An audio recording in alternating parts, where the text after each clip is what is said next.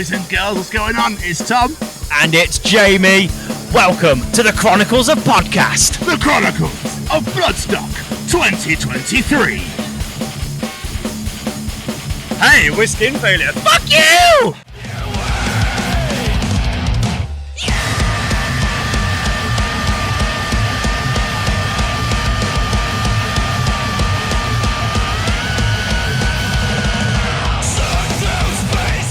Seriously though, how are you guys doing? Are you well? Yeah, really good, thank you. How are you both? Oh, no, I know, no one ever asked. Oh, I'm having a moment, hang on. See, I am nice, really. No, mate, we're buzzing. Like, it's sorry to just quickly deflect. Not at all. This is our first time doing press, so nice. Getting to do this is absolutely amazing. Getting to chat to incredible people like yourselves is absolutely wonderful. So, thank you so much for taking time to chat to us. Pleasure. How's your Bloodstock been so far? Have you been here all weekend, or? Yeah, good. We got here quite late yesterday. Okay. We tried to catch some flames. We were fighting with our tents for an hour. Because apparently, despite camping for all our lives, we can't do tents still. So we heard them, and they sounded very good. They were excellent. Our vocalist, who is not camping, was there, and then went backstage with them, so he had a wonderful time. Yeah. Guys, he's great. He's a great guy. Yeah, exactly. Listen. It's like, oh, I was backstage with Architects and In Flames, and we're like, we were fighting with a fucking tent. And then Killswitch Engage, yeah, were amazing. Really. Oh, dude, proper throwback for us, like. Opens with a banger as well. Yeah. They basically went, by the way, we're playing. And everyone's went, holy shit! My curse first. yeah, big energy with that. Finishing on Holy Diver was nice as well. I wasn't sure they were going to play it. And it was like, it's the Ronnie James Dio stage. I was like, it's happening! Yeah, it was ace. We were pigs and shit. My life is complete. Yes. We can go home. We're doing to play. We'll just go. This is it. Yeah, absolutely. Life, mate. Excellent stuff. Excited for your set later? Can't wait. Fuck yeah. Can't wait. Yeah. Fuck yeah. It's going to be the best. Yeah? I mean, for festivals, though, do you plan accordingly? Say, because obviously, for a Skin Failure gig, obviously it'd be majority of people that know you and want to see you, but for a festival, obviously you might be trying to draw new people in and whatnot. Yeah. So, like, do you plan to set accordingly? So let's just play all the bangers and draw as many people in as possible, or can it just rain so people have to come in for shelter? We are doing a little rain dance later. If it rains as we're on the only stage with cover, we're going to do a little boogie. But we're actually playing every song we've ever written. We've squeezed it all into 40 minutes. I think we're playing for 39 of the 40 minutes. So, yeah, impressive. Whole album plus 2. Gonna hurt. It's gonna hurt. Best way. Yeah. So, yeah, cling on for dear life, a bit like us. No talking to the crowd, just play. Very minimal, yeah, very minimal. That's amazing. Yeah, it hurts. Yeah. So much. Still recovering from Whose idea was this? The whole thing just continually escalates. And like, I think we had a tour last year where we did a 40-minute set in 45. And then we had 3 shows with a half an hour set where we did a 40-minute set in half an hour. Oh my God. We just cut the gaps and play it faster. And then just put ourselves back together again for the rest of our lives. Yeah, that's dedication. I like when we say we go fucking mad, we really do. Buzzing. Absolutely buzzing. Thanks. As a podcast, we are affiliated with the Sophie Lancaster Foundation. Are you aware of Sophie and her story? Of course. I've got a bit of a background, but you're a big Bloodstock fan, so a few times.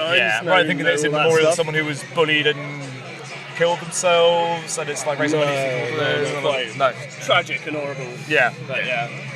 Basically, 16 years ago today, Sophie was walking through a park with her boyfriend after a night out. Sorry, 16 years yesterday. That was it. And, was basically attacked, beaten, and Sophie never came back. Yeah. She went into a coma and then lost her life from it. Oh, mate. And simply that happened because she was a goth. That was literally the only reason for it. Yeah. Nothing else. Is that anything you guys have ever experienced yourself, being treated differently because of the music you listen to, whatever you're wearing, whatever it might be? I think for me, yes and no. So, like, I was the only kid at school with long hair, but I also played in the rugby team, so I was kind of the jock, as it were. So I personally didn't have that, but I was also the only metalhead, and I was always called a grebo, and I was always clinging to other metalheads because of that. So I would say, like, I've had the same experience, but thankfully I haven't had anything as serious as with Sophie. Yeah. How about you? Yeah, I mean, growing up as a fucking weirdo, right? But I mean, that's the tragedy of that, is like, blessed should be the weirdos. These are the people that fucking make shit happen in life and create interesting art, and like, the idea that people are shunned from society from it is fucking bullshit, basically. Get to fuck. Yeah. The irony now these days as well is that the majority of people who would have been bullying people who look like a metalhead are now wearing metal clothes as the style, and I'm all for that. Like, I'm all for it. It softens it for us. It means it's more acceptable, but at the same time, don't treat everyone like shit and then own that and be like, oh, this is my style now. It's like, no, fuck off. You weren't there. Yeah, have you seen the Nirvana tracksuit jogging bottoms and tops and Primark now? Oh, wow. Yeah, but that sums up. That's a thing. Yeah. That's a thing, guys. Yeah. That's a thing. It always feels a bit gatekeepy being like, no, you can't wear that. So I'm not, like, everyone wear whatever you want, but don't be a dick. Yeah, full stop. Basically, yeah. Don't be a dick. That's what it comes down to. Yeah, it's exactly that. But I don't know if you've noticed, like, when we've been walking around Bloodstock, there's so many kids here. Yeah. And, like, there's babies here. Yeah. So that next generation, people who will become Sophie's age, will become our age, they'll be on these stages themselves one day, maybe. Absolutely. What do you think a charity like the Foundation could do to help support them as they're growing up in this subculture, this environment of being a metalhead? I'm not sure, to be honest. What kind of role do you currently do, if that makes sense? Like, what is the Foundation currently doing? Because I don't want to say, like, do this, and you're like, we already are. Do you know what I mean? Look, one of the main things they do is they go into schools and they teach young people that being different is okay. Yeah. There's nothing wrong with that, you know. You just don't need to pick on people, bully them because they're a bit different. Yeah. And, you know, they're raising that awareness for people, and they're there for people who are going through it as well.